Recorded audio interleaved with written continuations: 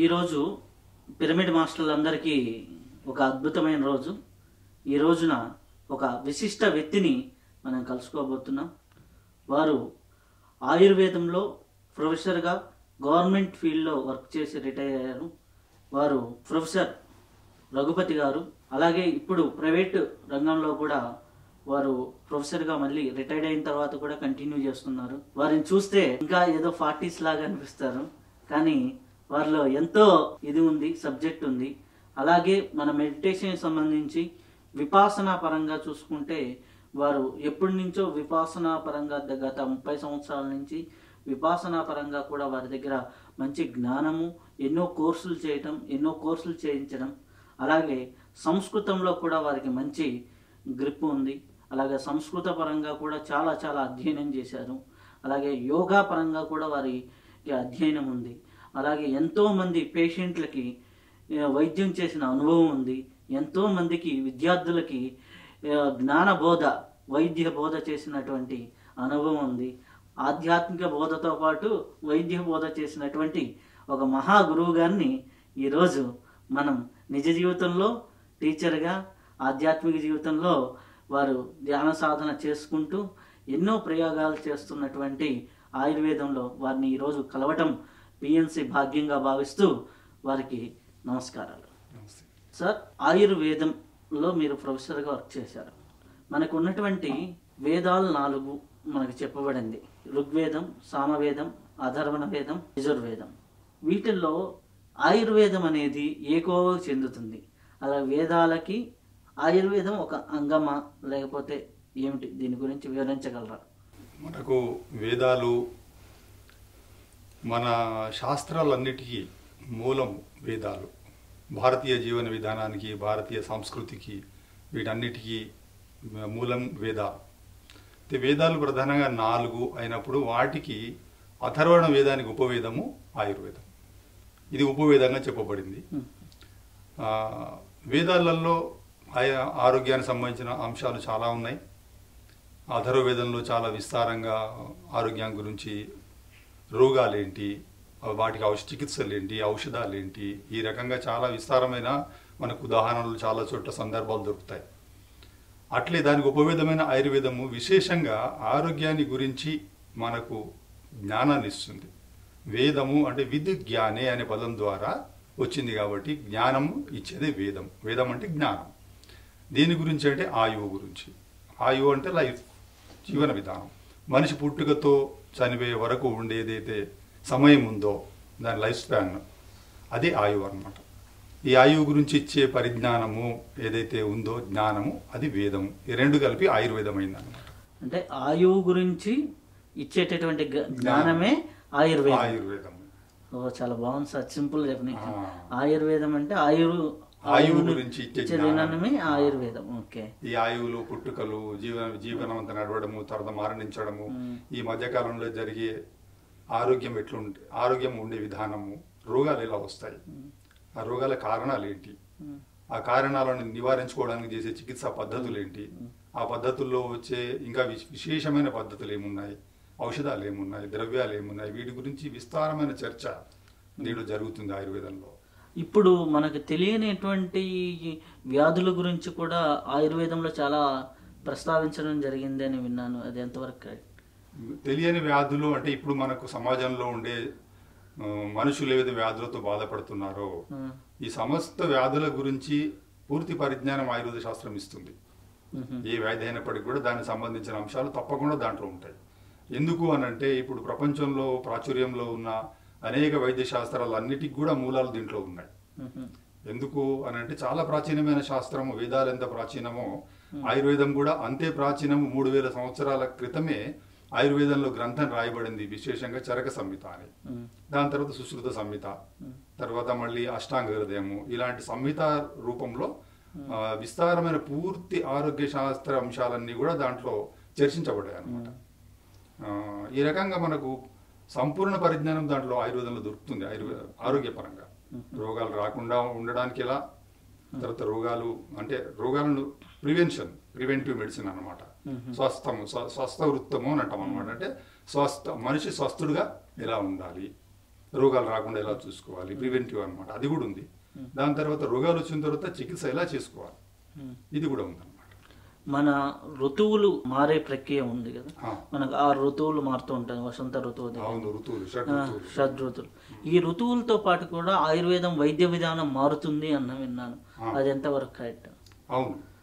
ఇప్పుడు మనిషి ప్రకృతిలో జీవిస్తూ ఉన్నాడు.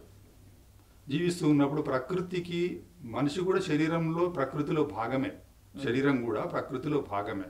కాబట్టి ప్రకృతి బయట ఎట్లయితే యత్ప్రేండే తద్ బ్రహ్మాండే అంటారు. అంటే బ్రహ్మాండం అంటే సమస్త విశ్వం, ఈ విశ్వం అంతా ప్రకృతి. దాంట్లో ఒక భాగమైన మనుష్యుడు శరీరం కూడా బ్రహ్మాండంలో విశ్వంలో జరిగే మార్పులకు లోనవుతుంది. అట్లే ఈ విశ్వంలో ఇప్పుడు ఈ దేశంలో, ఈ భారతదేశంలో, మన దేశంలో జరిగే ఋతువులు 6 మనకి. ఈ 6 ఋతువులు ఎలా ఎలా జరుగుతూ ఉంటాయో, వాటిలో మార్పులు ఎలా వస్తుంటాయో, మార్పులకు అనుసారం శరీరంలో మార్పులు జరుగుతుంటాయి, ఆరోగ్యంలో మార్పులు జరుగుతుంటాయి.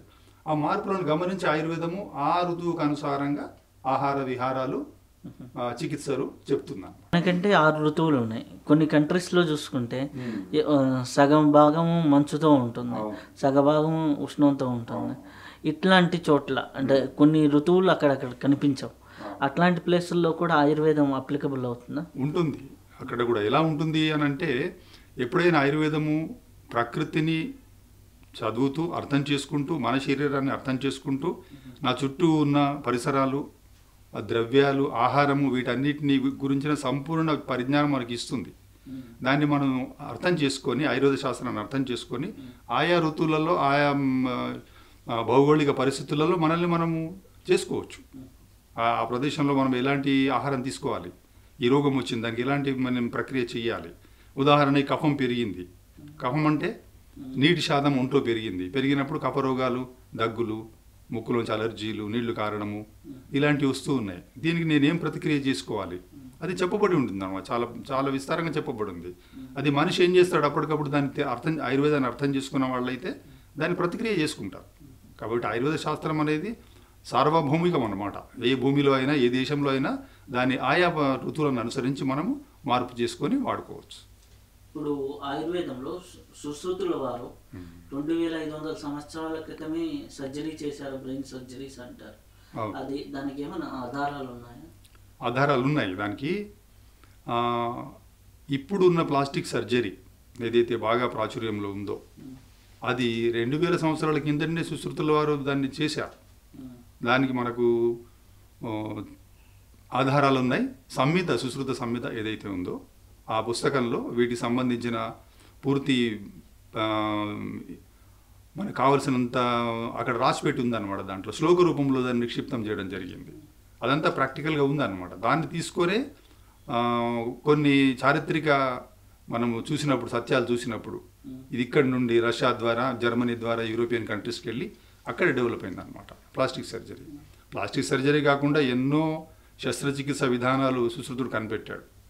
దానికి ఉదాహరణ, ఇప్పుడు మీకు ప్రూఫ్ అడుగుతున్నప్పుడు మనకి ఎట్లా ప్రూఫ్ అని అంటే, ఇప్పుడు పైల్స్ అని వస్తుంది, పిస్టులా అని వస్తుంది, గుద మార్గంలో వచ్చే రోగాలు అనమాట ఇవి. వీటికి ఇప్పుడు పిస్టులా అనే ఒక రోగం ఏదైతే ఉందో, చీము గారుతూ ఉంటుంది, గుదరంధ్రం పక్క నుంచి ఒక రంధ్రం ఏర్పడి దాంట్లో చీము గారి చాలా బాధపడుతుంటారు వ్యక్తులు. దానికి సుశ్రుతుడు ఒక విశిష్టమైన కల్పన చేశాడనమాట. కొన్ని ఔషధాలు తీసుకొని దాంట్లో ఒక దారాన్ని దాంట్లో ఉంచి, ఆ దారం ద్వారా రంధ్రం నుంచి గుద మార్గంలో పంపించి, ఆ సూత్రం గట్టిగా కట్టడం ద్వారా ఆ పూర్తి ట్రాక్ కూడా ఏర్పడుతుంది అనమాట. అదంతా కట్ చేసుకుంటూ వచ్చి ఫిస్టులను పర్మనెంట్గా తక్కువ చేసే విధానం కనుక్కున్నాడు. అది ఇప్పుడు ఆ విధానాన్ని ఇప్పుడు ఆధునిక వైద్య శాస్త్రజ్ఞులు వాళ్ళు తీసుకొని దాన్ని అడాప్ట్ చేయడం జరిగింది. ఇప్పుడు దాన్ని వాళ్ళు ప్రాక్టీస్ చేస్తున్నారు. దాన్ని బట్టి మనకు తెలిసింది ఏంది అని అంటే, సుశ్రుతంలో చెప్పబడ్డాయన్నీ కూడా విధానాలన్నీ కూడా సత్యమే. ఇప్పుడు అంతా పాటిస్తున్నాం వాటిని, రోగులకు నిజమైన మనము ఫలితాలు లాబట్టుకుంటున్నాము అంటే అది సత్యమే. కాబట్టి వేదం ఎప్పుడు సత్యమే. దాన్ని మనం ప్రాక్టికల్గా మనిషి మీద ప్రయోగించి చూసి ఆ సత్యం నిజమే అని తెలుసుకుంటున్నాం. కాబట్టి అది సర్జరీకి ప్రపంచంలో ఆద్యుడు, మొదటి ఫాదర్ ఆఫ్ సర్జరీ సుశ్రుతుడని చెప్పుకుంటాం. దీనికి ఆధారాలు ఉన్నాయి. ఆధునిక వైద్య విధానంలో దీన్ని ఒప్పుకోవడం జరిగింది. చిన్నప్పుడు మా ఇంట్లో జరిగిన ఒక సంఘటన మా నాయనమ్మ చెప్పేది అనమాట. వంటశాల ఇక్కడ పొయ్యి ఉంటుందని ఏదో మేము అంటుంటే, ఇది వంటశాల కాదు, ఆయుర్వేద నిలయం అనేది.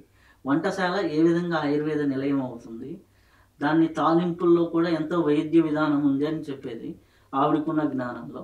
అది ఎలా, అది నిజమేనా, అది ఎట్లా మీరే వివరించగలరా? అది చాలా సత్యము. ఆహారమే ఔషధము అని అంటాడు మహర్షి చరక సంహితలో. ఆహారాన్ని ఔషధంలా తీసుకోండి అంటాడు. మరి ఆహారం ఔషధం ఎట్లా అయింది అంటే, ఇప్పుడు మనం రోజువారీ తింటున్న ఆహారంలో కూరలు ఉన్నాయి. దాంట్లో జీలకర్ర, పసుపు, ఆవాలు, ధనియాలు, మెంతులు ఇవన్నీ వాడుతున్నాం. మరి ఇవన్నీ ఎందుకు వాడుతున్నాం? ఇవన్నీ ఆహార పదార్థాలు కాదు, ఇవన్నీ ఔషధాలే. మెంతులు మనం డైరెక్ట్గా తినలేము, చేదుగా ఉంటాయి. మరి ఎందుకు వేస్తున్నాం దాన్ని? పసుపు ఎందుకు వేస్తున్నాం? ఆవాలు ఏం అవసరం ఉంది? ఎందుకు వేసుకోవాలి? వేడి చేస్తాయి ఆవాలు బాగా. మరి అంత వేడి చేసి ఆవాలు ఎందుకు వాడుతున్నాం?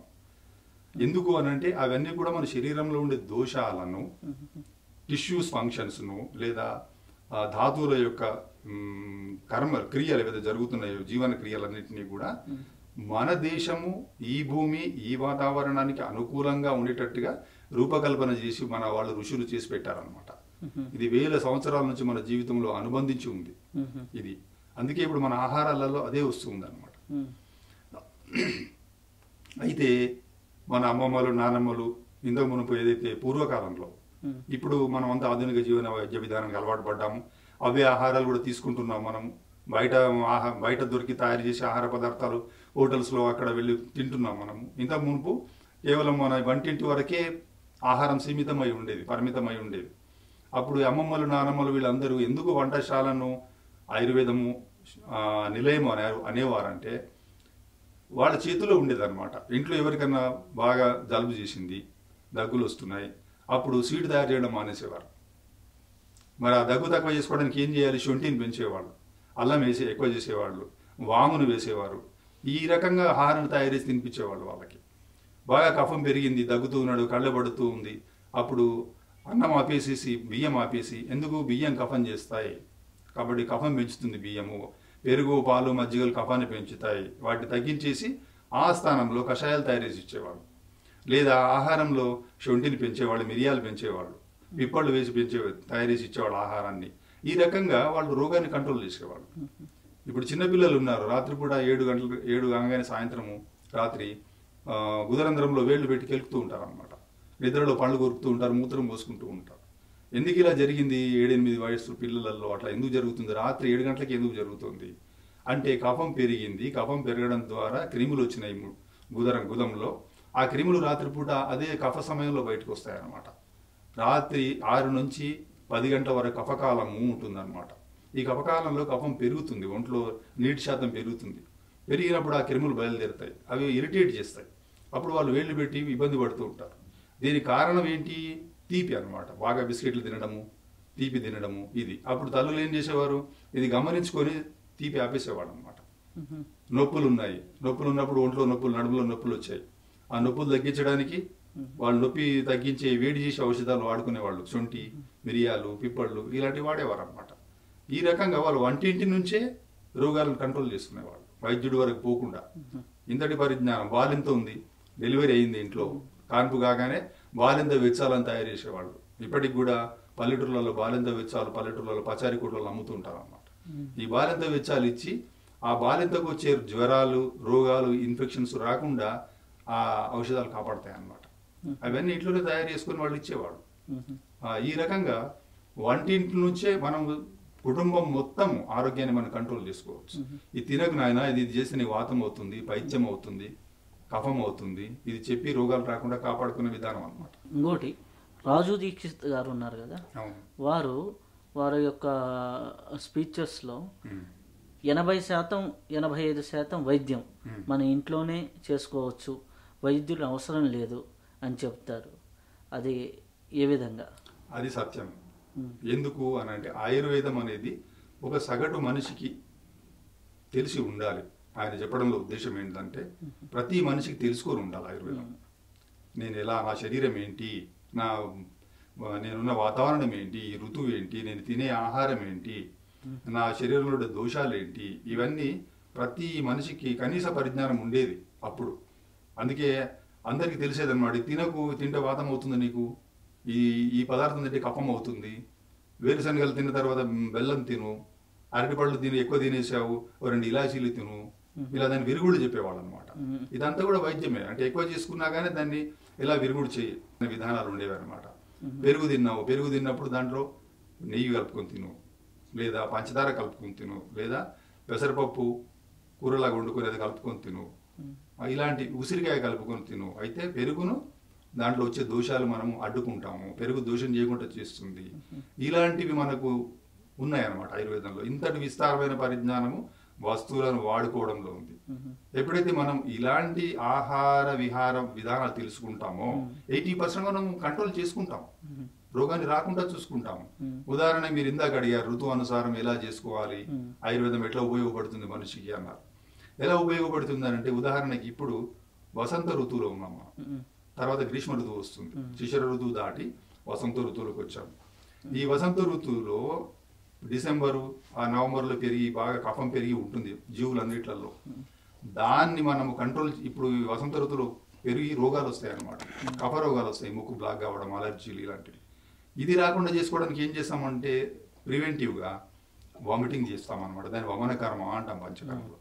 ఇది చేసుకోవడం ద్వారా మనము ఈ సంవత్సరం అంతా కఫ రోగాలు రాకుండా కాపాడుకుంటాం. ఇది ఋత్వానుసారం మనిషి తనను తను కంట్రోల్ చేసుకున్నప్పుడు, రోగాలు రాకుండా ప్రివెంట్ చేసుకున్నప్పుడు, ఇంకా అప్పుడు 80% రోగాలు ఉండవు కదా. ఆ మిగిలిన రోగాలు కూడా మన ఆహార విహారాలు పాడు చేసుకుని మనం తెచ్చుకుంటున్న విధానం అన్నమాట. అంటే నేను రాజు దీక్షిత్ గారి దాంట్లో ఏదైనా యాక్సిడెంట్లు అయినప్పుడు, మన కంట్రోల్లో లేనప్పుడు మాత్రమే వైద్యుని దగ్గరికి వెళ్ళాలి, మిగిలిన సందర్భాలంతా కూడా మనకి మనమే వైద్యం చేసుకోవచ్చు అనేది చాలా చెప్పడం జరిగింది. అలాగే వారి యొక్క స్పీచెస్లో ఆహార అంతే విషయం వారి అంటే భోజనం అయిపోయిన తర్వాత నీళ్లు తాగటం అనేది విషంతో సమానం అంటున్నారు.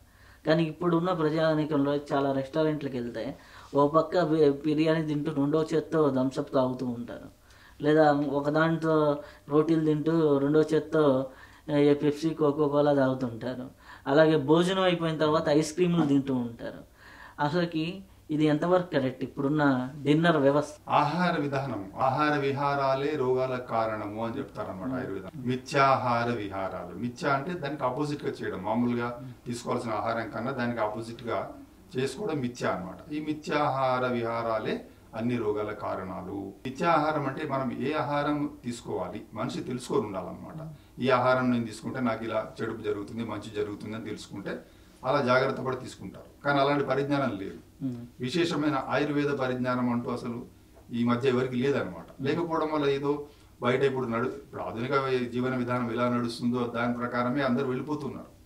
హోటల్లో వెళ్ళి కూర్చొని తీసుకుంటున్నారు. కానీ ఆ కూల్ డ్రింక్ లో దాని గుణం ఏంటి, అది ఏం చేస్తుంది, నాకు దానివల్ల నాకు ఏం ఇబ్బందులు జరుగుతాయని పరిజ్ఞానం లేనప్పుడు దానికి సంబంధించిన బాధలు అనుభవించాల్సి వస్తుంది.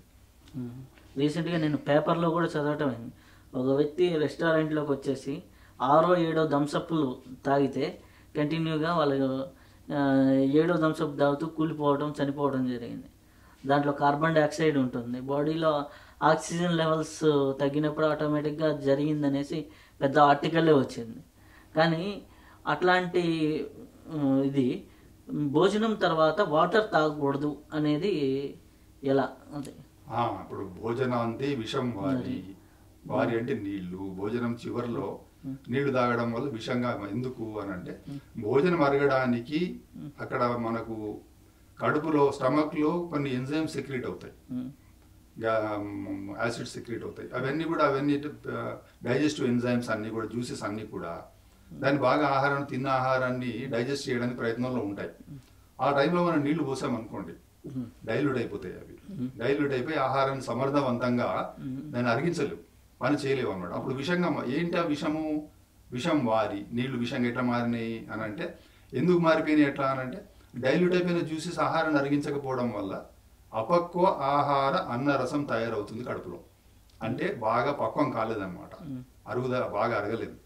అది బ్లడ్ లోకి వెళ్ళిపోతుంది, రక్తంలోకి వెళ్ళిపోయి జాయింట్లోకి వెళ్ళి ఆమవాతము, రుమాటిక్ ఆర్థరైటిస్ ఇలాంటి ఎన్నో రోగాలు కలుగజేస్తుంది అనమాట.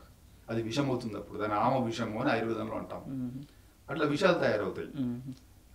అంటే మన ఆకలిని కాపాడుకోవాలి. ఎంత ఆకలి ఉందో అంత తినాలి, అంతగానే ఎక్కువ తినకూడదు. అందుకే ఆహారాన్ని ఔషధంలాగే తీసుకోవాలి. అంటే కడుపులో ఉన్న ఆకలి ప్రధాన మనిషికి. ఆకలిని విస్మరించి ఎంత ఆకలి తక్కువ ఆకలి ఉన్నా ఎక్కువ ఆహారం తినేసినప్పుడు అది విషంగా మారుతుంది. నీళ్లు తీసుకోవడం కూడా దాన్ని ఇంకెక్కువ చేసుకున్నట్టు అనమాట. అందుకే మనం భోజనం చేయగానే కనీసం ఒక అరగంట నుంచి 40 నిమిషాలు గంట సేపు వదిలేస్తే తర్వాత దాహం వేసినప్పుడు నీళ్లు తాగవచ్చు. అది భోజనాంతే విషం వారి. ఇప్పుడు చాలా మంది ఈ ఇంత ముందు పూర్వకాలంలో అయితే టిఫిన్ వ్యవస్థ లేదు. మధ్యాహ్నం భోజనం ఉదయాన్నే భోజనం చేసేవాళ్ళు, మధ్యాహ్నం మీల్స్ చేసేవాళ్ళు, నైట్కి కూడా ఉండేది. కానీ ఇప్పుడు టిఫిన్ ఇవన్నీ వచ్చినాయి. ఈ వ్యవస్థ ద్వారా కూడా ఆరోగ్య వ్యవస్థ దెబ్బతింటుందా? అయితే మహర్షి చరకుడు చరక సంహితలో ఏమంటాడంటే సర్వరోగేవి మందాగ్నం అంటాడు. అంటే అన్ని రోగాలకు కారణం మందమైన అగ్ని అంటాడు. అగ్ని అంటే కడుపులో ఆకలి, అది తక్కువగా ఉండడం అన్నమాట అనే రోగాల కారణం. ఇప్పుడు ఏమంటారు, నేను టైం మీద తింటున్నానండి, టైం ప్రకారమే భోజనం చేస్తున్నాను అంటారు. టైం ప్రకారం భోజనం చేయడం కాదు, పొద్దున బ్రేక్ఫాస్ట్, మధ్యాహ్నం లంచ్, రాత్రి డిన్నరు, ఈ సమయాలలో తినడం కాదు. కడుపులో ఆకలి ఎంతుంది, ఆహార మాత్ర పునరగ్ని బలాపేక్షిణి అంటాడు మహర్షి చరకుడు. ఆహార మాత్ర ఏదైతే డోస్ తీసుకుంటున్నావో ఆహార ఫుడ్ మాత్ర డోస్, అది నీ అగ్ని ఎంతుందో దాన్ని ఎంతుందో అంతే తీసుకోవాలి అంటాడు. పొద్దున ఆకలి లేదు అయినా బ్రేక్ఫాస్ట్ చేస్తాను, టైం అయింది. మధ్యాహ్నం ఆకలి లేదు అయినా తినేస్తాను. ఆకలి భోజనం చేసాము, మళ్ళీ కొంచెం రుచిగా ఉందని ఇంకా కొంచెం తింటాము. అప్పుడు అది ఏమవుతుందంటే ఇండైజెషన్ తయారవుతుంది. అదే ఏమంటామంటే అజీర్ణము అంటాం. అజీర్ణం అయిన తర్వాత దానికి సంబంధించిన రసాలు తయారవుతాయి, అజీర్ణ రసాలు. అవన్నీ శరీరంలోకి వెళ్ళి శరీరంలో కూడా ఇప్పుడు ప్రజెంట్లో ఉన్న రోగాల కారణాలన్నీ సరి అయిన ఆహార విధానం పాటించకపోవడం వల్లనే. అందుకే ఎప్పుడైనా అగ్నిని అపేక్షించే ఆహారం మాత్రం ఉండాలి. ఎంత తినాలి అనేది ఒక డోస్ ఉంటుంది అనమాట. మాత్ర అంటారు దాన్ని. మాత్రా శీతీయం అధ్యాయం అని ఒక చాప్టర్ రాయడం జరిగింది దాని మీద. చరక సంహితలో ఒక అధ్యాయమే ఉందన్నమాట. కాబట్టి దాంట్లో ఏం చెప్తాడు, ఆహారాన్ని జాగ్రత్తగా ఆకలిని అనుసరించి తీసుకోండి. అది పాటించినప్పుడు ఇప్పుడు ఆకలి లేదు, భోజనం చేయకూడదు, వేడి నీళ్ళు తీసుకుంటూ ఉండాలి అంతే. ఎప్పుడైతే ఆకలేసిందో ఇంకా అప్పుడు ఎంత అవసరమో అంతే భోజనం చేయాలి. రుచుల కోసం ఎప్పుడైతే మనిషి భోజనం చేయడం మొదలు పెట్టాడో అప్పుడు అగ్ని పోయింది, ఆకలి పోయినాయి. ఆకలి పోయిన తర్వాత అన్ని రోగాలు వచ్చేసినాయి. ఏంటి ఆ రోగాలు? Diabetes, hyper tension, IBP, obesity, over weight, hypothyroidism, ఆడవాళ్ళ లోపల polycystic ovary syndrome, PCOD, menstruation correct రాకపోవడం, ఇవన్నీ రోగాలు ఒకదాని వెంట ఒకటి లింకప్ అయిపోయినాయి అనమాట. ఇవన్నీ ఇప్పుడు ఆధునిక జీవనంలో ఉన్న ఈ రోగాలన్నిటికీ మూలము సరి అయిన సమయంలో ఆకలిని గుర్తించక తినడం వల్లనే. అయితే ఇంత గొప్పదైనటువంటి ఆయుర్వేదాన్ని ఇప్పుడు మెడికల్ సైన్స్లో ఎందుకు ప్రైమరీ సబ్జెక్ట్గా లేదు? ఒకవేళ నేను అంటే కొంతమంది స్టూడెంట్స్ దగ్గర విన్నాను, మెడికల్లో సీట్లు అనే వాళ్ళే ఆయుర్వేదం తీసుకుంటున్నారు.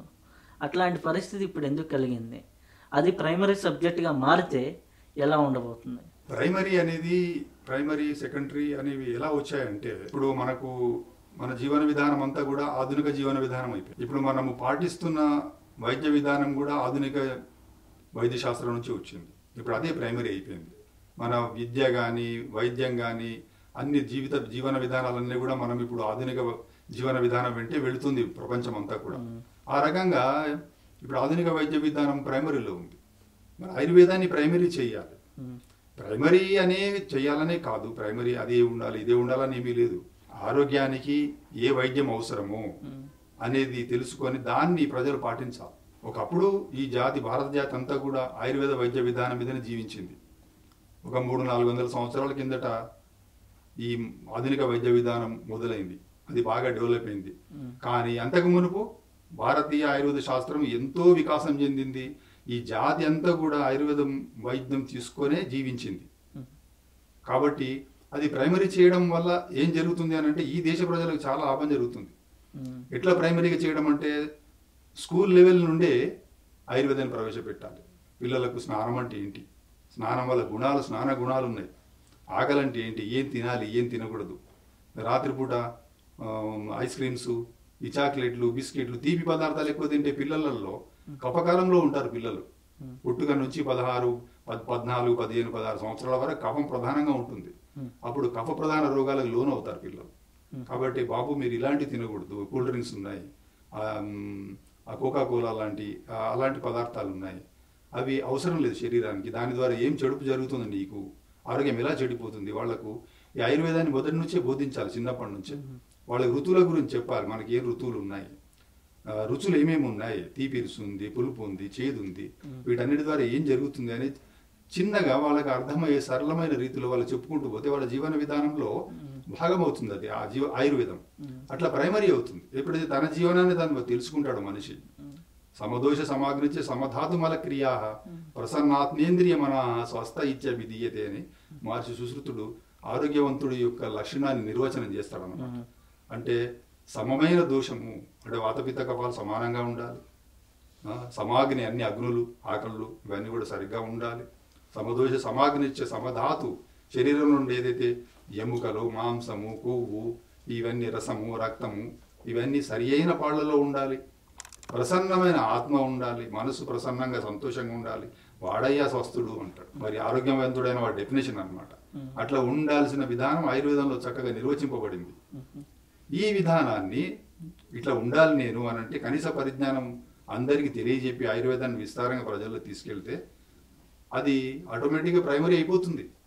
తన ఆహారాన్ని ఎట్లా తీసుకోవాలని మనిషికి పరిజ్ఞానం కలిగినప్పుడు ఇప్పుడు ఇది మంచి ఇది చెడు అని చెప్పడం లేదు. ఈ పదార్థం చాలా మంచిదండి, నేను బాగా ఇది వాడుతూ ఉంటాను, రోజు వామనీళ్ళు కలుపుకొని తాగితే బాగా ఉంటుందట, లేదా నేను నిమ్మకాయ తేనె కలుపుకొని నేను రోజు తాగుతుంటానండి, ఇది నాకు చాలా బాగుంటుంది, మంచిదని అంటున్నారు. అంటే మంచిదే అని చెడు అనేది ఏది ఉండదండి.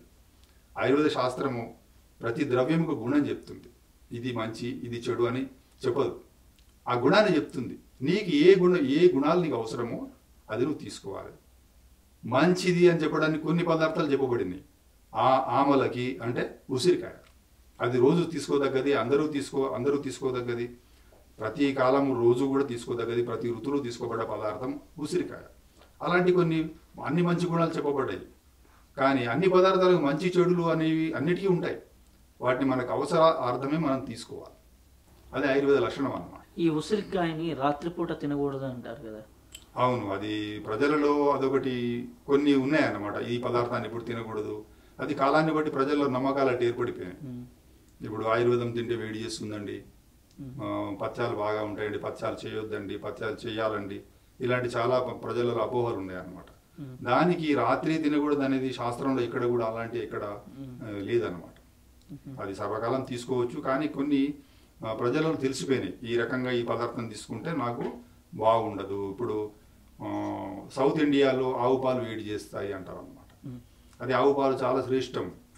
క్షీరం జీవనీయానాం అని మహర్షి చరకుడు చెప్తాడు. జీవం ఇవ్వడంలో శ్రేష్టమైన పదార్థం పాలు అంటాడు.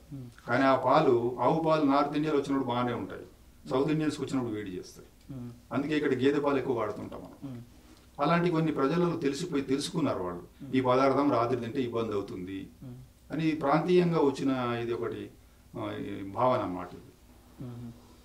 అంటే శాస్త్రంలో లేదు కానీ శాస్త్రీయ ఆధారాలు లేవు, కానీ ప్రాంతీయంగా కొన్ని నమ్మకాలు కొన్ని వచ్చినాయి అన్నమాట. వాటిని ఆ ప్రాంతీయంగానే దాన్ని చూసుకోవాలంతే.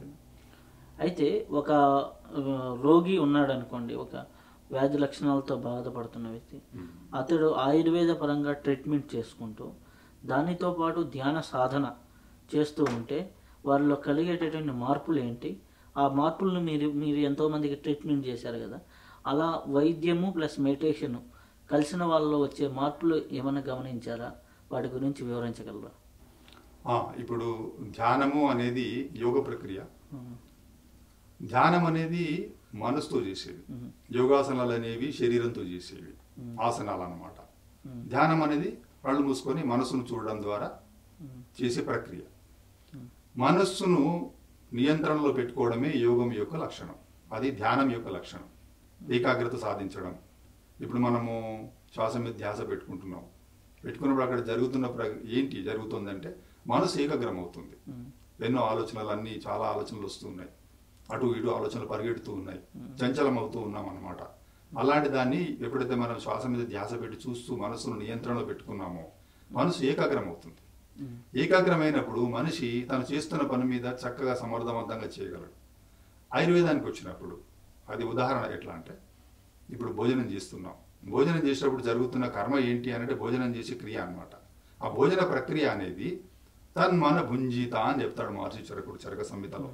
అంటే తత్ మనః భుంజీత, మనస్సును దాంట్లో పెట్టి భుజించు.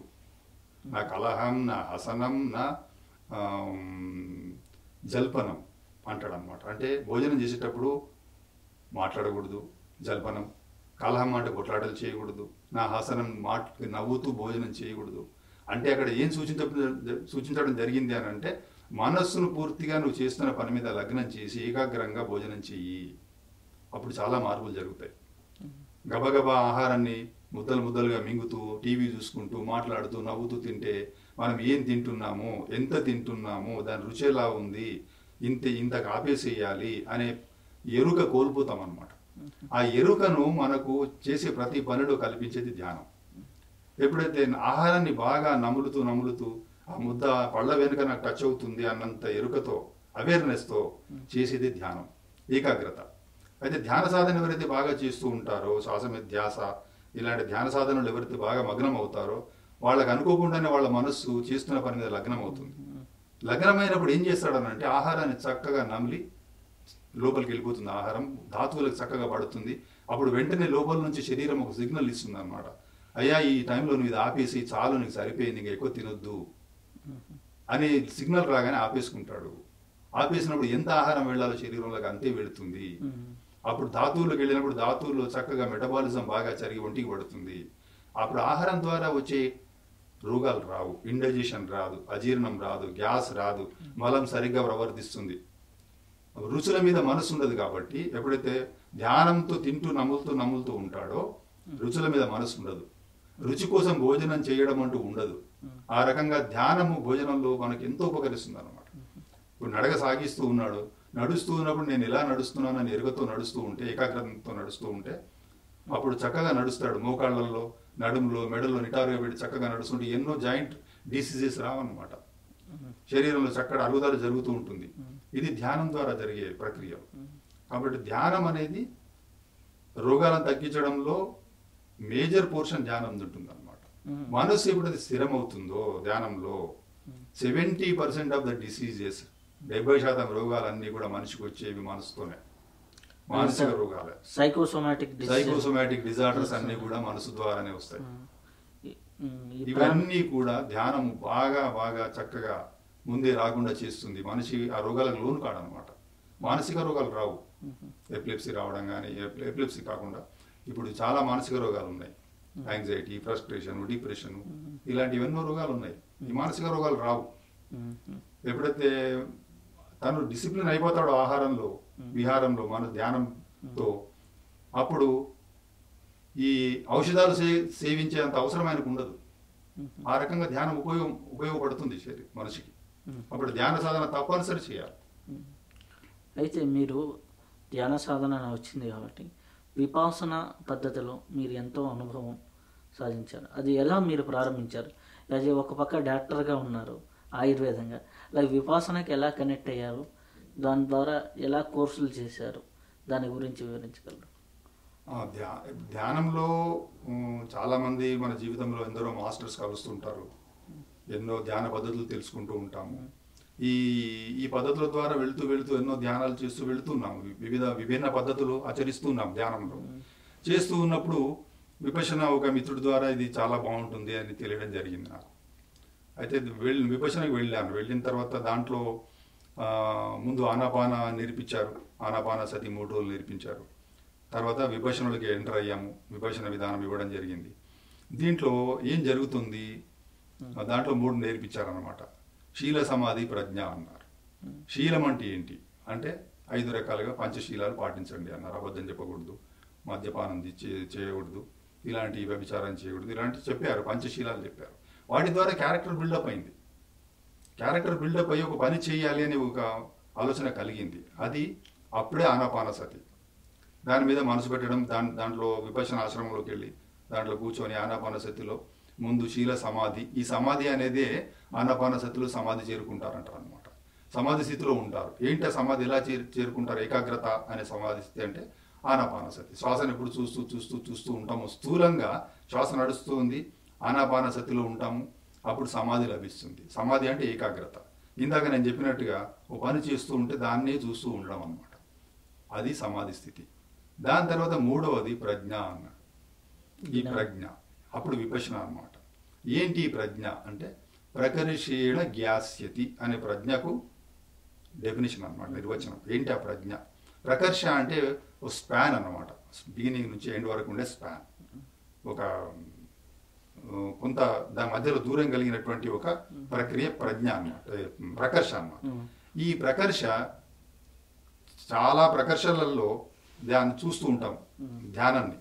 అప్పుడు జ్ఞానం కలుగుతుంది, అదే ప్రజ్ఞ అన్నమాట. ఏం చూస్తూ ఉంటాం అని అంటే, మనస్సును ఎప్పుడైతే ఇక్కడ మగ్నం అయిపోయిందో శ్వాస మీద ధ్యాస మీద మనస్సును, ఇంకా అక్కడ నుంచి శరీరం లోపల అంతర్మనస్సులోకి ప్రయాణం మొదలవుతుంది.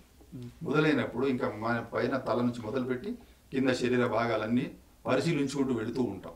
అప్పుడు లోపల ఎన్నో సంవేదనలు, సెన్సేషన్స్ ఇవి కనబడుతుంటాయి.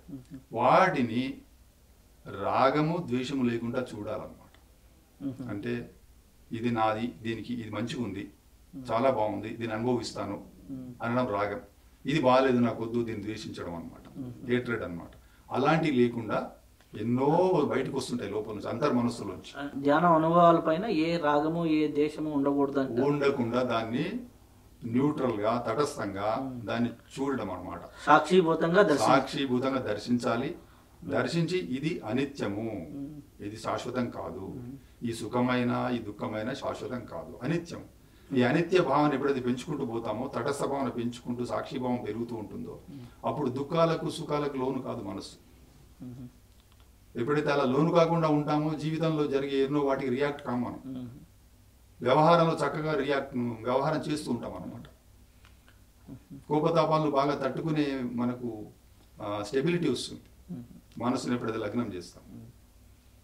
ఇప్పుడు దాంట్లో కాయనోపాసన, దమ్మోపాసన, చిత్తానోపాసన, ఇలా విపాసన అనే ఉంది కదా, వాటి గురించి కొద్దిగా వివరిస్తారా? ఇప్పుడు విపశ్యన అనే పదాన్ని ముందు అర్థం చేసుకుంటే ఈ తక్కినవి వస్తాయి అన్నమాట. విపశ్యన అంటే ముందు దాన్ని సంస్కృతంలో ఒక పదానికి అర్థం తెలుసుకున్నప్పుడు దాని గురించి మనకు అలా ఎందుకు చెప్పాడని బోధపడుతుంది. విపశ్యన, పశ్య అంటే సంస్కృతంలో చూడడం. ఎలా చూడాలి అని అంటే విశేషంగా చూడాలి. సామాన్యంగా చూడడం వేరు, విశేషంగా చూడడం వేరు. ఒక 100 ఆవులు ఉన్నాయి, తెల్ల ఆవులు, దానిలో ఒక ఎర్ర ఆవు ఉంది అంటే ఎర్ర ఆవు అనేది విశేషం. అక్కడ చూడగానే మనకు అదే కనబడుతుందో, ఇది ఎర్రగా ఉంది, దీంట్లో సపరేట్ గా ఆఫ్ ది ట్రాక్ తెలుసుకుంటాం అనమాట. శుద్ధికి విశుద్ధికి, విశుద్ధికి విశేషణ శుద్ధి, ఇది విశుద్ధి అన్నమాట. అట్లా పశ్యతి విపశ్యతి, విశేషంగా చూడడం అన్నమాట. ఎట్లా విశేషంగా చూస్తున్నావు? ఇది రాగము, ఇది నాకు చాలా సుఖంగా ఉంది, ఇది దేశం, ఇది బాగా లేదు అని ఏదైతే ఆ దృష్టితో చూస్తామో, విశేషమైన దృష్టి అన్నమాట, అది విపశ్యన.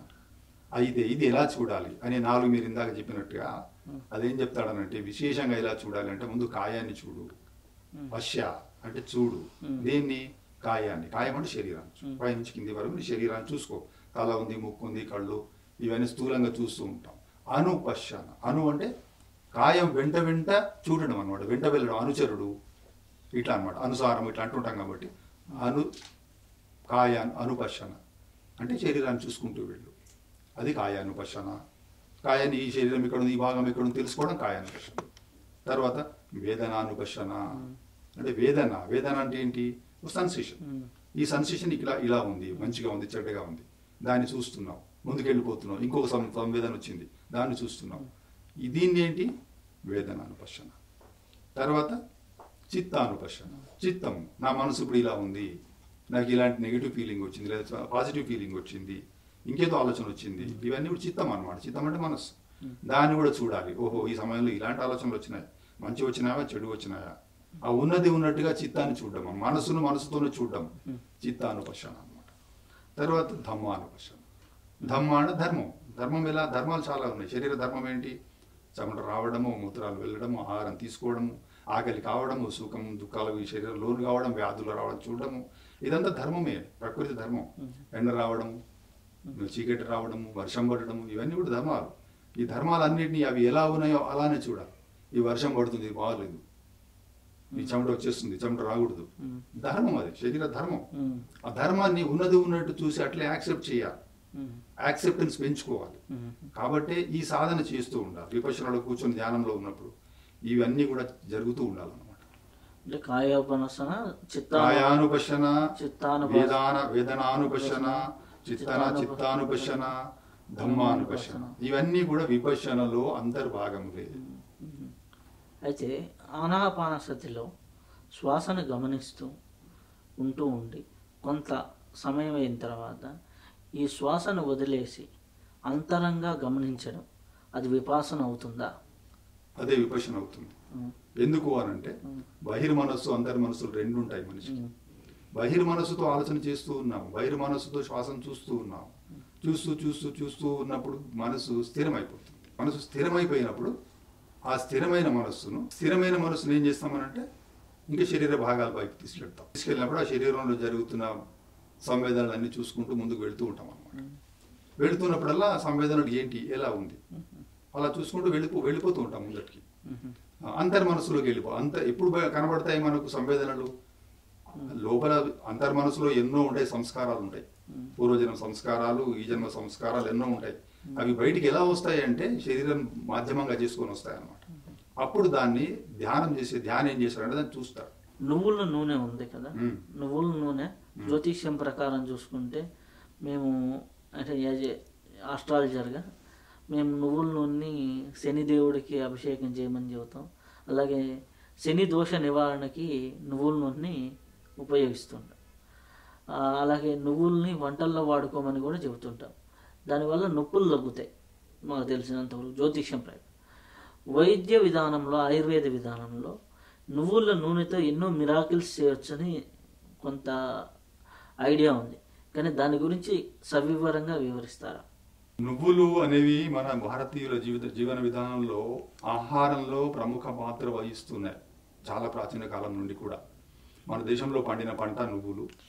అంటే తైలము అంటే తిలలు అనే సంస్కృతంలో నువ్వులను తిలలు అంటాం అన్నమాట. తైలము అనేది వచ్చింది, దేన్ని తైలం అనాలి అని అంటే తిలల నుంచి వస్తేనే తైలం అనాలి. కానీ ఇప్పుడు అన్ని తైలాలకు తైలంకి అని పేరు వచ్చేసింది. పెట్రోల్ కూడా తైలమే అంటారు అన్నమాట. కాబట్టి తైలం అంటే తిలల నుంచి వచ్చింది తైలం. అంటే అంత ప్రాముఖ్యమైనది అనమాట. విత్తనాల నుంచి వచ్చింది నిజమైన విత్తనాలు అంటే నువ్వు విత్తనాల నుంచి వచ్చింది తైలం అన్నమాట. చాలా విత్తనాలు ఉన్నాయి, పల్లీలు, వేరుశనగలు ఉన్నాయి, పొద్దుతిరుగుడు పువ్వులు ఉన్నాయి. ఇవన్నీ కూడా మన పంట కాదనమాట, విదేశాల నుంచి వచ్చిన పంట. అయితే ఈ నువ్వులు ఎందుకు మరి ఇంత విశేషంగా వచ్చింది ఇక్కడ అంటే, ఈ దేశంలో ప్రధానంగా ఉన్న పంట, తైలానికి ఆధారంగా ఉన్న పంట నువ్వులే. కాబట్టి నువ్వుల్లోనే దాని మీద చాలా పనులు జరిగాయి. ఋషులు, మన ప్రాచీన వైద్య శాస్త్రాలు అందరూ కూడా, ఆయుర్వేద ఋషులందరూ కూడా నువ్వుల నూనెను ఎందుకు అని అంటే, ఆ సమయంలో ఉంది కేవలం నువ్వుల నూనె. కుసుమ నూనె ఇవన్నీ కూడా ఉన్నాయి, అప్పుడు కూడా ఉన్నాయి. కానీ అన్ని నూనెల్లోంచి కూడా శరీరానికి చాలా అనుకూలంగా ఉండేది, ఎన్నో పనులు చేసి పెట్టేది, ఔషధాలలో వాడుకోదగ్గది అని నువ్వుల నూనెకే ప్రాముఖ్యత వచ్చిందనమాట. వంటలు కూడా మన పూర్వకాలంలో నువ్వుల నూనెతోనే వంటలు చేసుకునేవాళ్ళు. ఈ నువ్వుల నూనెకు గుణాలు ఉంటాయి అన్నమాట.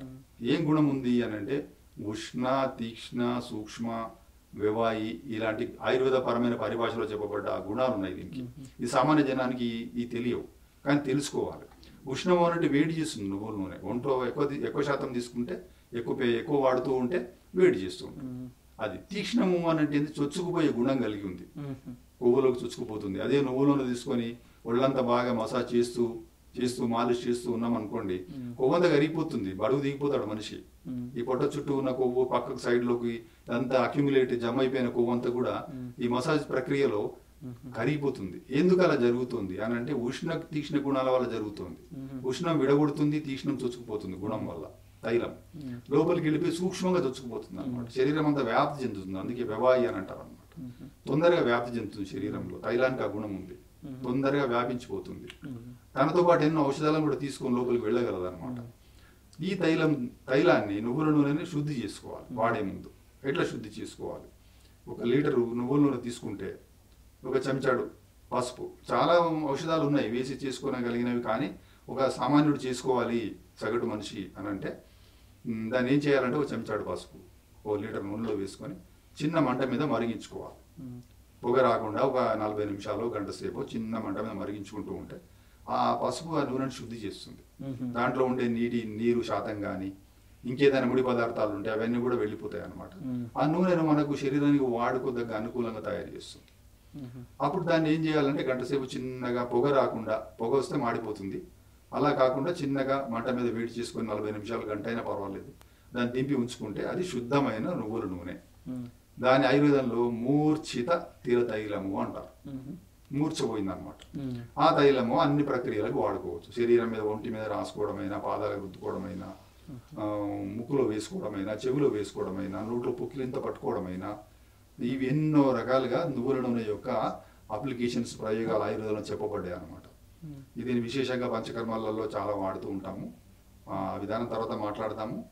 అయితే కూరలలో ఈ నువ్వుల నూనె తీసుకోవడం ద్వారా జరిగే ఏంటి లాభాలు, వేరే నూనెకు దీనికి మనం పోల్చినప్పుడు ఎలా మార్పులు ఏం జరుగుతాయి, ఏంటి దాని విశేషత ఏంటి, నువ్వుల నూనె గొప్పతనం అని అంటే, నువ్వుల నూనెలో ఉన్న గుణాలు మనకు వేరుశనగలో కానీ, పొద్దుతిరుగుడు పూలు కానీ, ఇంకేదో నూనెలు కానీ, వీటిలలో దీనికి ఉన్న విశేష గుణాలు లేవు, తిల తైలానికే ఉన్నాయన్నమాట.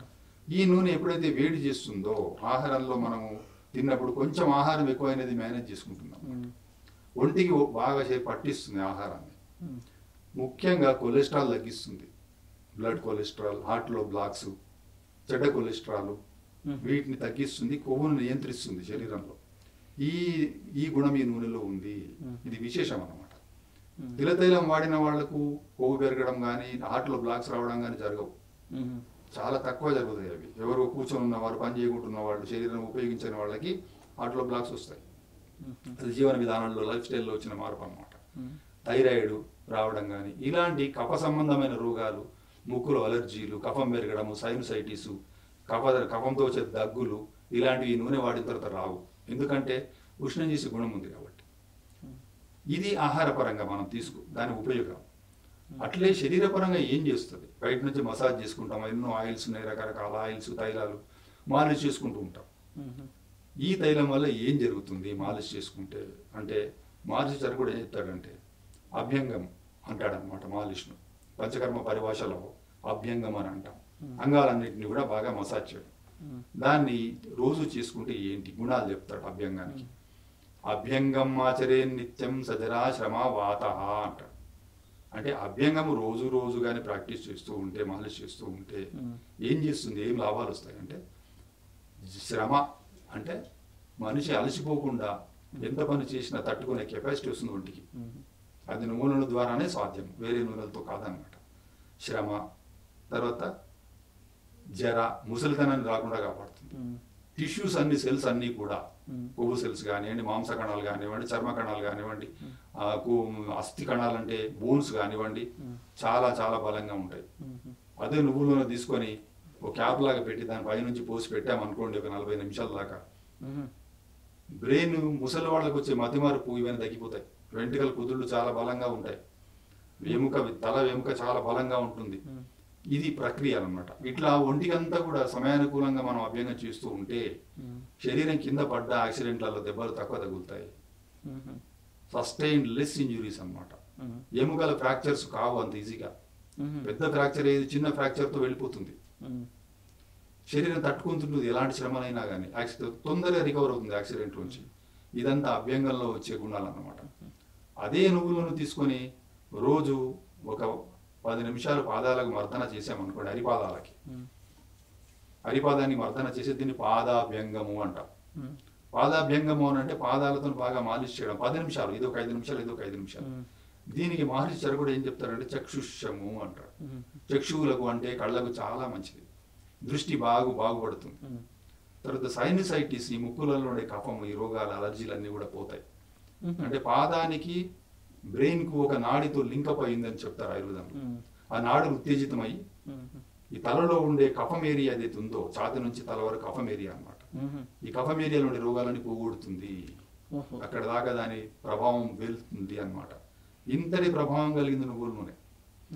ఈ నువ్వుల నూనెను ఎన్నో ఔషధాల్లో ఉపయోగిస్తాం. ఇంకోటి, ఇప్పుడు స్పోర్ట్స్ పర్సన్స్ కూడా ఈ నువ్వుల నూనెని వాడటం వల్ల చాలా చలాకీగా తయారవుతున్నారు అనేసి, మొన్న విరాట్ కోహ్లీ లాంటి వాళ్ళు ప్రతిరోజు కూడా 1/4 కిలో నువ్వుల నూనెలో వాళ్ళు కాచేసి దాంట్లో ఉలెచ్చగా చేసుకుని దాంట్లో పాదాలు పెట్టేసి కొంతసేపు 1/4 గంట 20 నిమిషాలు ఉంటారు అనేసి, దానివల్ల యాక్టివ్ అవుతున్నారు అనేసి విన్నాను.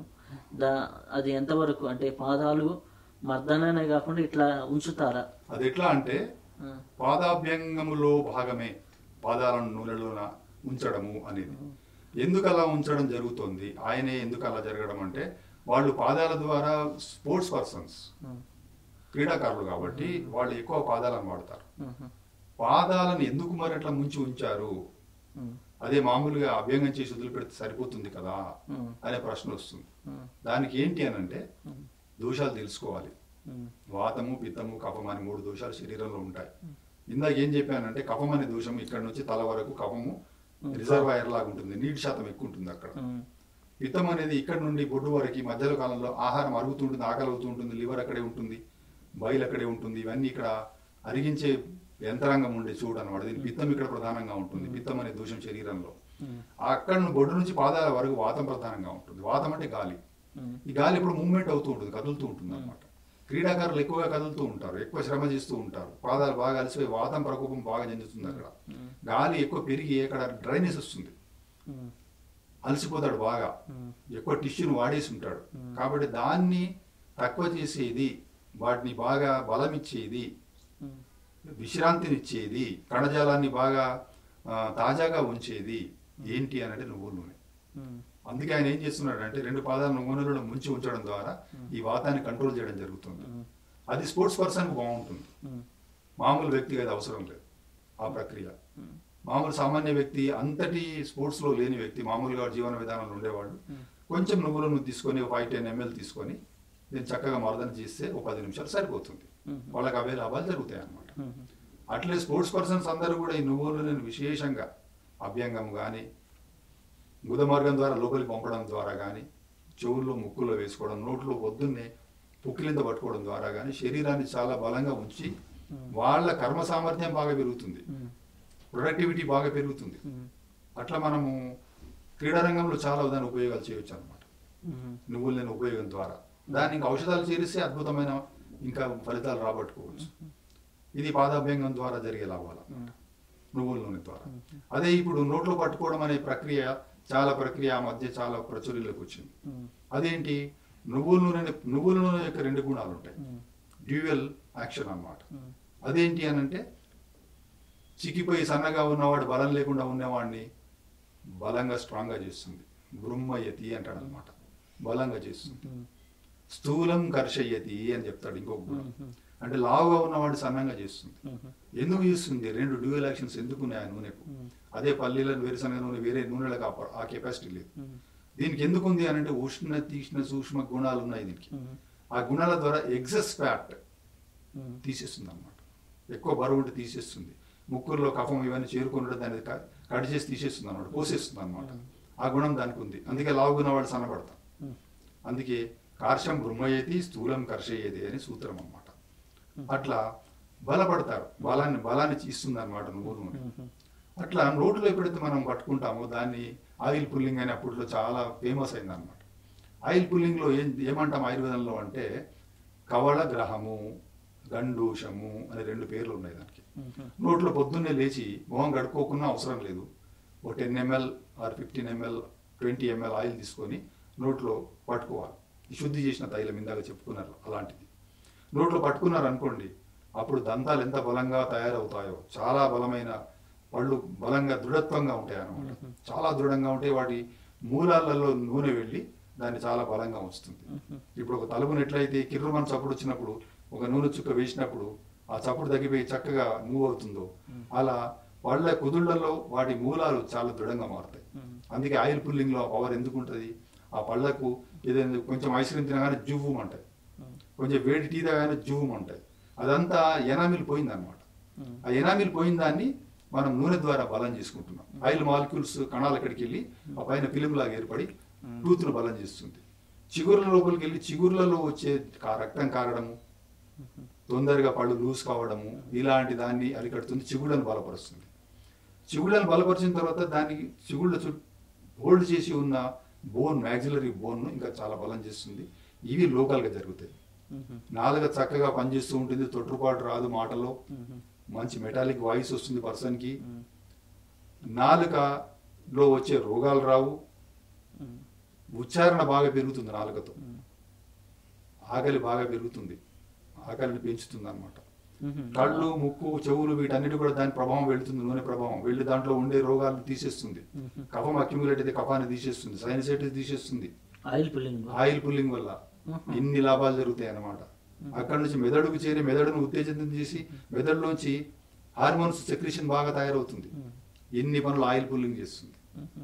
అదే నువ్వుల నూనె చెవులో పోసుకుంటే చెవుడు రాదు. గోరువెచ్చగా ఉన్నప్పుడు చెవులు నిండా పోసుకొని 1 నిమిషం నుంచి పంపేసేయాలి. అప్పుడు 50-60 ఏళ్ల తర్వాత వచ్చి చెవుడు క్రమక్రమంగా రాదు, ఇంకా 80 ఏళ్ల వరకు చక్కగా వినగలుగుతాడు అనమాట. అదే నువ్వులు నూనె రోజు ఈ ముక్కులో నస్యకర్మ చేసుకుంటూ ఉంటే పొద్దున సాయంత్రము ముక్కు వాసన ఎప్పటికీ చక్కగా ఉంటుందన్నమాట. ముక్కులో వచ్చే అలర్జీలు, సైనసైటిస్ ఎప్పటికీ రావు. అన్ని పనులు చేస్తుంది. తిలతైలము ఎన్నో రకాలుగా చేస్తుంది అనమాట. ఉదరంధ్రం ద్వారా కడుపులోకి పంపించాం 60 ml 30 ml డైలీ. చెట్టు మొదట్లో మనం నీళ్లు పోస్తే చెట్టు ఎట్లా ఆకులు పూలు పల్లవిస్తాయో ఆరోగ్యంగా అవుతుందో మనిషి శరీరం కూడా అంత ఆరోగ్యంగా అవుతుంది.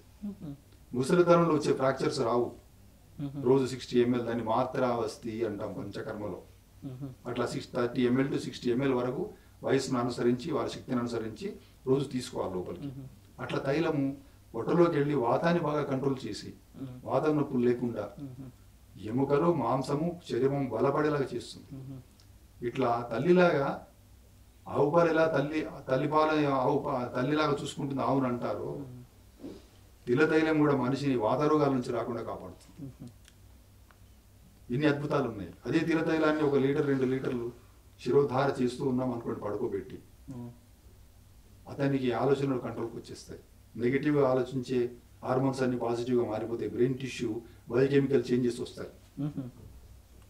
స్మృతి బాగా పెరుగుతుంది, మతిమరుపు ఉండదు. ఇన్ని జరుగుతాయి అన్నమాట. వెంట్రుకలకు చాలా కుదుళ్ళు, వెంట్రుకల క్వాలిటీ చాలా పెరుగుతుంది, కుదుళ్ళు బలపడతాయి. హెయిర్ ఫాల్ వెంటనే ఆగిపోతుంది. సినిమాల్లో మేము ఎక్కువ చూస్తుంటాం, ఎవరైనా ఇట్లా ఉంటే ఒక్కొక్క డ్రాప్ ఇక్కడ పడేటట్టుగా చేస్తూ ఉంటారు. అది శిరోధార. పంచకర్మ చాలా విస్తారమైన శాస్త్రం మన దాంట్లో అభివృద్ధి చెందింది, ఆయుర్వేదంలో వికాసం చెందింది చాలా. దాంట్లో భాగంగానే శిరోధార చేస్తాం అన్నమాట. శిరోధార చేసినప్పుడు మనిషికి మొట్టమొదటి జరిగేది చక్కటి నిద్ర. నిద్ర లేని వాడికి చక్కగా నిద్ర వస్తుంది రాత్రంతా, పగలంతా కూడా. స్ట్రెస్ వెళ్ళిపోతుంది బయటికి. మానసికమైన శ్రమ, స్ట్రెస్, డిప్రెషన్, యాంగ్జైటీ, న్యూరోసిస్ ఇలాంటివన్నీ పోతాయి. నెమ్మది వస్తుంది మనసులో, మనసు స్థిరమైపోతుంది. ఒక్కసారి చేస్తే కనీసం 7 రోజులు రోజు గంట పాటు జరిపించాలి. దాన్ని జరిపిస్తూ ఉంటే మనసు స్థిరమవుతుంది. ఇక్కడ ఆజ్ఞాచక్రం ఉంటుంది యోగ పరిభాషలో. ఆజ్ఞాచక్రంలో చాలా మార్పులు జరుగుతాయి, చక్రాలలో మార్పులు జరుగుతాయి. జరిగి ఉత్తమాంగము శరీరంలో బ్రెయిన్, తల. ఆ తలకు ఎన్నో లాభాలు చేస్తుంది అనమాట. అనంతమైన లాభాలు. ఆకలి లేని వాడికి ఆకలి పుడుతుంది. హార్మోన్స్ డిస్టర్బ్ అయిన వాళ్ళకి హార్మోన్స్ సెట్ అయిపోతాయి. ఎందుకంటే బ్రెయిన్ లో ఉండే హార్మోన్స్ అక్కడ నుంచి సెక్రెట్ అయ్యేవి.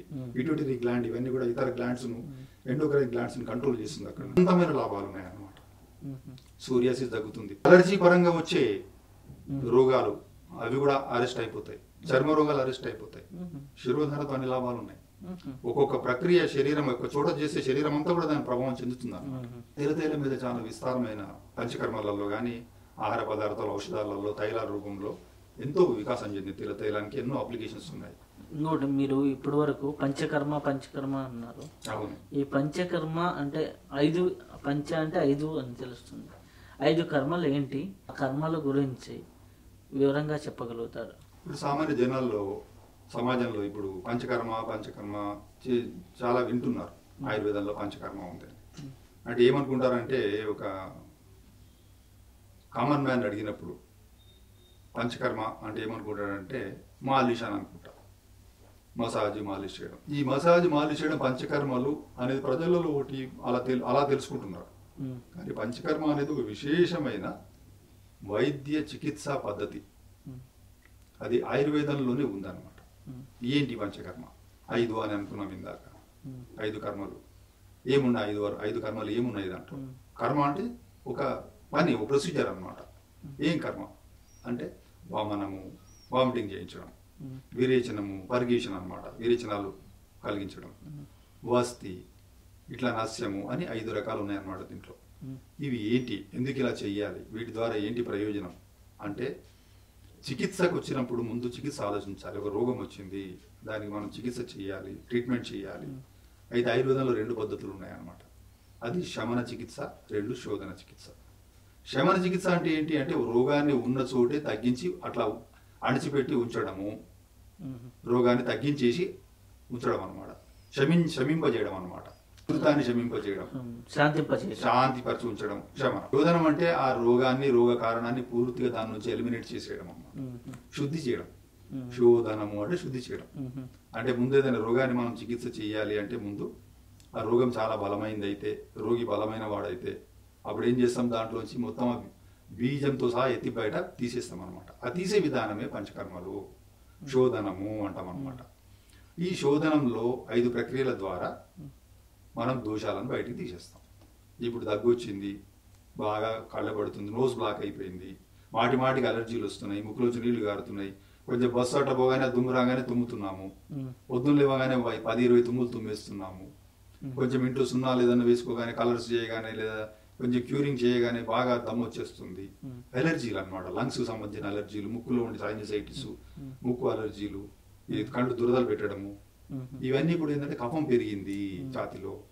మరి కఫాన్ని మందులు వేసి తగ్గుతాయి, మళ్ళీ వస్తుంటాయి అన్నమాట. కొంచెం ఐస్ క్రీమ్ తినగానే, కూల్ డ్రింక్ తీసుకోగానే, దుమ్ము రాగానే, ఇల్లు దులపగానే వచ్చేస్తాయి అన్నమాట మళ్ళీ తుమ్ములు. అంటే దోషం లోపల ఉంది, వెళ్ళలేదు. మందు వాడినప్పుడు తగ్గుతుంది, వేడి నీళ్ళు తాగానే తగ్గుతుంది, కొంచెము ఆహారం పచ్చం పాటిస్తే తగ్గుతుంది, కానీ మళ్ళీ వస్తుంది. దీన్ని ఇలా మరి పూర్తి తీసేయడం అంటే, వమన కర్మ అనే పంచకర్మలో మొదటి కర్మనైనా వమన కర్మని చేస్తాం అన్నమాట. దీని ద్వారా దీనికి ఒక పద్ధతి ఉందన్నమాట. 7 రోజులు పద్ధతి పాటించడంతో, పద్ధతి నియమాలు పాటించి 7వ రోజు, 6వ రోజు, 5వ రోజు, ఏదో ఒక రోజు ఆ రోగిని అనుసారము మనం వాంతి చేయిచ్చేస్తామన్నమాట. ఆ కఫం అంతా మూలంతో సహా ఆ దోషం అంతా వెళ్ళిపోతుంది. అప్పుడు 25 సంవత్సరాల నుంచో, 7 సంవత్సరాలు, 10 సంవత్సరాల నుంచో ఉన్న అలర్జీలన్నీ వెళ్ళిపోతాయి. సైనసైటిస్లు ఇలాంటివన్నీ కూడా వెళ్ళిపోతాయి అన్నమాట. నిశ్శేషంగా వెళ్ళిపోతాయి. ఇంకా మళ్ళీ ఆ రోగం ద్వారా మనిషి బాధపడడు.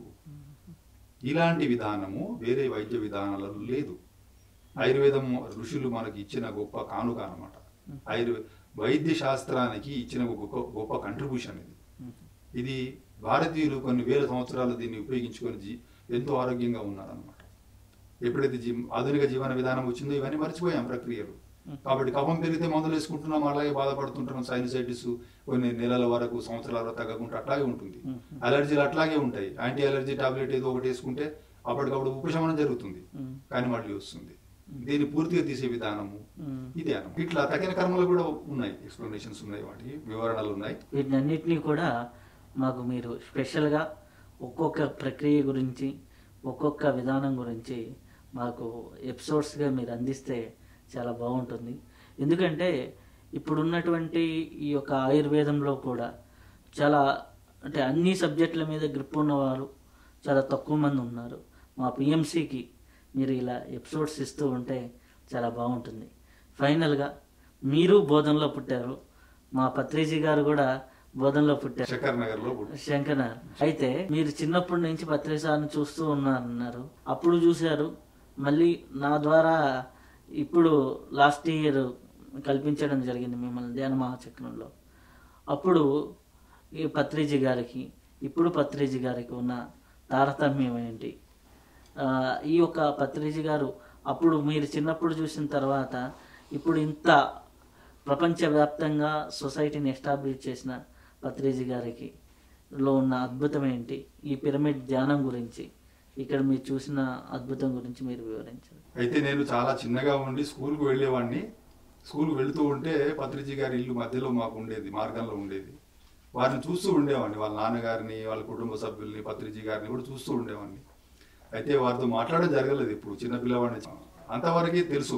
అప్పుడు నాకు మాటలు లేవు, ఆయనతో పరిచయం లేదు. కానీ ఇప్పుడు ఏంటనంటే విశ్వవ్యాప్తమైన సద్గురు మా ఊరు నుంచి వచ్చారు అంటే మాకు ఎంతో గర్వకారణం. వారిని మేము గర్వంగా చెప్పుకుంటాం, మా ఊరి వారు వీరని.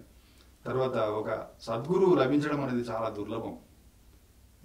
మనకు సత్యదర్శనాన్ని చేయించగలిగే గురువు.